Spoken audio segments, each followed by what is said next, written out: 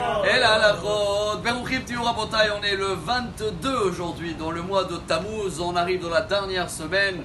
Et c'est vrai que la paracha, Matot, Masae, Matot veut dire aussi les tribus, Vaidaber Moshe el Raché à Matot.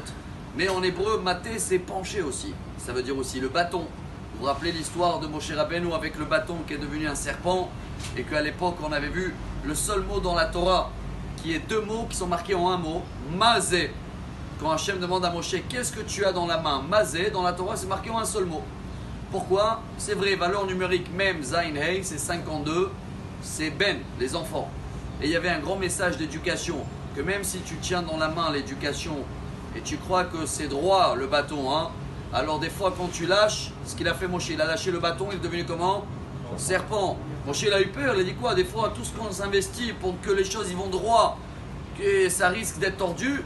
Alors Hachem il a dit à Moshe, t'inquiète pas, attrape-le dans la queue, et il est redevenu bâton, il est redevenu droit.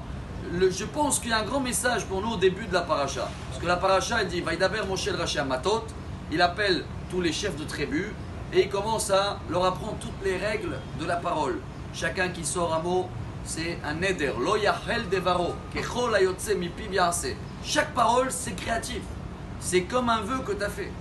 Et c'est cette parole qu'elle va pencher, c'est ça Matot, qu'elle va pencher les choses à droite ou à gauche. Je sais que chacun de nous connaît les histoires et les confirmations de Talmud que même la vie et la mort, Chaim vemavet beyad halashon, il dit le roi Salomon, dépend de la bouche. Mais je pense qu'aujourd'hui, avec les masques qu'on a, avec ces filtres dans la bouche, il y a peut-être un grand message qu'on doit commencer à travailler.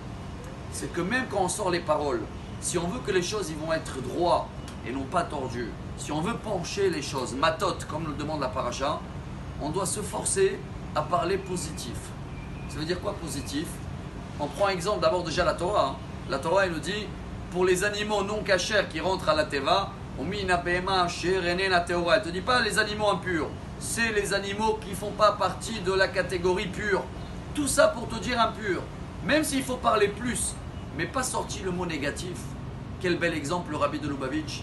Rare que vous allez trouver qu'il a dit à quelqu'un, interdit de faire ça, c'est pas bien de faire ça. L'inverse, c'est très bien de faire comme ça. Ce serait mieux de faire comme ça. C'est un entraînement dans notre bouche qui est tellement créatif qu'il va pouvoir pencher après notre travail, notre shalom bayit, éducation de tes enfants. Tout ça dépend de le travail en ce moment. Maintenant, Dieu nous a donné un cadeau. On ne peut plus parler dans la rue n'importe quoi avec le masque.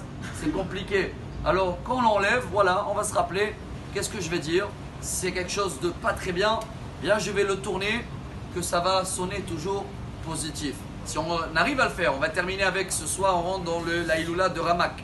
Rabbi Moshe Cordovero, décédé il y a 450 ans exactement, 1570, enterré à Tzfat.